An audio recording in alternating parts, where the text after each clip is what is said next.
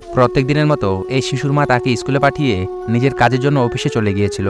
কিন্তু স্কুল ছুটি হলে শিশুটি অনেকক্ষণ পর্যন্ত অটোওয়ালার জন্য অপেক্ষা করে। অটো না আসায় সে পায়ে হেঁটে বাড়ির দিকে রওনা দেয়। এদিকে মেয়েটির মা যখন বাড়িতে ফেরে সে তার মেয়েকে খুঁজে পায় না, কেননা তার মেয়ে রোজ সময়ের আগে তার বাড়িতে পৌঁছায়। অন্যদিকে রাস্তার ধারে লাল গাড়ির ভেতরে এক নেশাখোর বসে নেশা করছিল।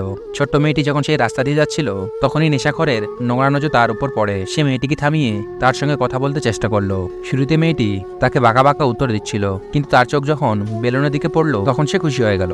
এটা দেখে নেশাখোর সব বুঝে যায়। সে মেয়েটিকে সঙ্গে নিয়ে বেলুন কিনতে গেল এবং তাকে ফুসলিয়ে নিজের সঙ্গে নিয়ে যায়। এদিকে মেয়েটির মা তাকে খুঁজতে খুঁজতে তার স্কুলে গেলেন, কিন্তু সেখানেও কিছু জানা গেল না। ওদিকে নেশাখোরটি মেয়েটিকে ধরে একটি ভাঙাচোরা পরিত্যক্ত বিল্ডিং এ নিয়ে আসে। মেয়েটির মা পরে পুলিশের কাছে গিয়ে নিখোঁজের রিপোর্ট লেখালো। পরের দিনে পুলিশ লোকজনকে থামিয়ে ওই মেয়েটির ছবি দেখাচ্ছিল। ভাগ্যক্রমে তারা সে বেলুনওয়ালাকে পেল।